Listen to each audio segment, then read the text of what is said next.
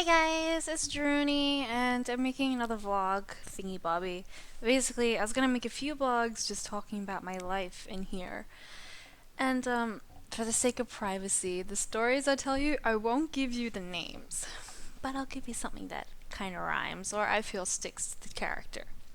So basically, there's this guy I'm gonna call him T. He looks like a T to me. Um he he reminds me of somebody I know. He walks around, he just listens to music on his phone, just loud, and raps and stuff like that.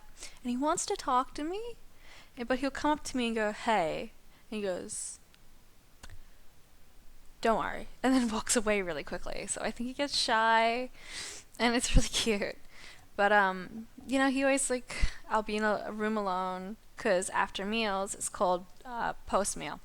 Um, we have to sit where nurses can see us to make sure it's not making us nauseous or sick or we're not like passing out and all that stuff like that. So we get watched for an hour after meals, and like I'll go sit somewhere completely alone because I lack solitude. He'll come into that room and sit with me, and I'm just like, but yeah, he tries to talk to me. He asked me to come sit with him today while I was making a cup of tea. So we sat and we talked. But basically, this is where it gets a bit. Oh. He tells me he's a Jamaican soldier, and none of the nurses believe him and stuff like that, and everything in life is a delusion. So interesting stories. He's fun to talk to. He plays good music though. He like listens to Drake and got some Kanye on there and some really old Usher. So yeah, I sing along. So we just sit there and like sing. So he's a fun character. He sits out front of my window a lot. I'm glad he can't hear me. These walls are pretty soundproof. Can you hear me? No, he's not sitting there right now. But he's always outside. He's really tan, and I'm really pasty. I can't stay outside much. I had my friend Oliver. He came and visited me today, and we're doing some stuff on the laptop. And then someone, I don't know his name, but he's very mentally young for his age. He came into the room and quickly chucked this note in, and he left. And this is a note. You can't really read it. It's really cute, but it's back to front. It says, "I love you, girl. Are you boyfriend and girlfriend?" So he was asking if my friend and I were boyfriend and girlfriend, and then it says, "I love you, girl." So he's basically asking if I had a partner and telling me he doesn't know my name, so he calls me girl. And I was like, "Oh, what do I do? Do I leave it here? Do I take it? Will it make him angry if I leave it?" So I was like, "Shit, I better take it back to my room." So I have a little love note, not my first love note. Last night there were a couple of fights.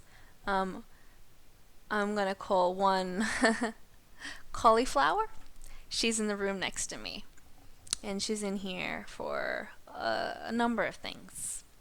But they got her on a strict diet, and she's probably the most constantly aggressive person here. She yells at the nurses and the patients. Like, she yells at us because our food is different and calls us fat greedy pigs and tells us all to shut up in the dining room so she can talk and that she owns the place. And if you misbehave in here, you lose your privileges, so like your mobile and stuff like that. I'm a good girl, so I haven't lost anything. But because we have our phone and she doesn't, because she keeps misbehaving, she abuses us. I was like, that's not gonna get your phone back.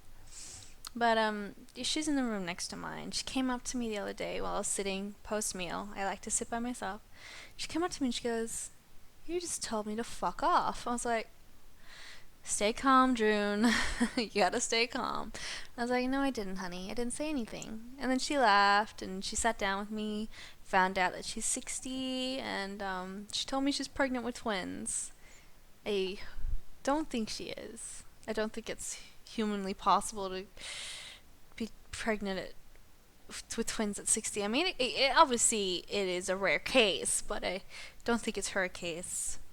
And she calls me Madonna.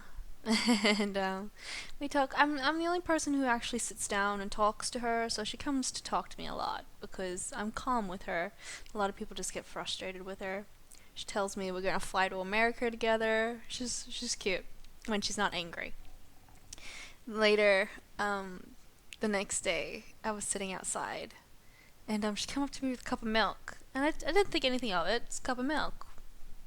She's like, the nurses wouldn't give me milk this morning, so I had to make my own. And then she went, I was like, what? I was like, the baby's milk? And she's like, mm-hmm. So she's telling me she's got a cup of her breast milk. And then she like turned the cup around and she goes, here, I haven't sipped from this side. Have some. I was like, oh, no. I'm lactose intolerant. I can't. Thank you, though. Thank you. So, fuck. She's trying to get me to drink her breast milk. I was like, oh my god. What is happening? But last night, she got into a fight with some of the nurses and she was throwing her bags at them and she got taken out by security. She's back this morning. Not calm. She's still going crazy. But, what can you do? And then later that night, I'm gonna call him Trish. He's usually really calm. He walks around, he has a few tattoos, not much. So he talks about his tattoos and he's always like craving a cigarette, just normal basic stuff. But yeah, he got into a punch on with some of the male nurses and like it came out and he's on the ground. These two nurses have his arms behind his back and he's screeching, like beyond screaming. It was screeching that they're about to break his arm, and I know the hold he's in. It does feel like your arm's gonna break, but he swung first, so he's not here for now. He might be back later. I'm not sure if what really happens if you misbehave that much. But Cauliflower's back, but she only threw stuff at them. She didn't try to hit them. I Mr. T, got a Mr. now. He asked me to sit with him this morning and told me I'm good looking and my boyfriend and I should come out with him and his girlfriend sometime. And I was like, thank you. It's like, yeah, we should go to a creek or something. I'm like, I can't swim, I'll die, but thank you. I actually don't have a partner, but that's nice. I won't be leaving here for a while. Thank you. So that was sweet. But yeah, he tells me that they just keep him drugged so he behaves, and deep down I probably believe that because it would get to that point. Um there's this gorgeous older lady. There's a few old people here. Most of them are actually old. And I'm gonna call her Cody. She wears glasses that are bigger than mine, but they're just sunglasses. So they're like the big bug eye sunglasses. And she walks around inside it. She doesn't really go outside. So she walks around inside with these big glasses. She can't really see where she's going. In a big raincoat.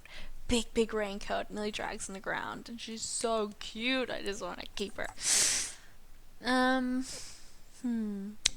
There's a few colorful people in here. I won't go into detail much because I'm dribbling.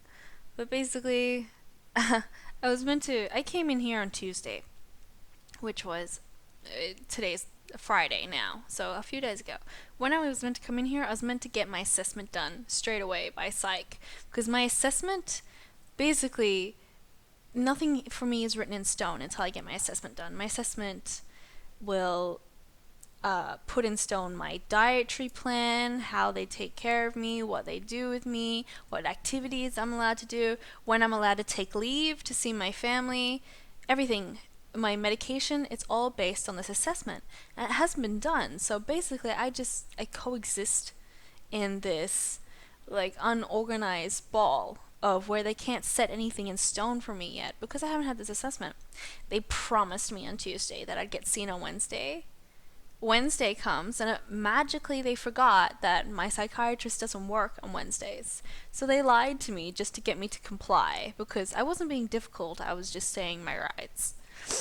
So they lied to me to get me to comply. And they was like, okay, come Thursday, she will definitely see you in the morning or the afternoon.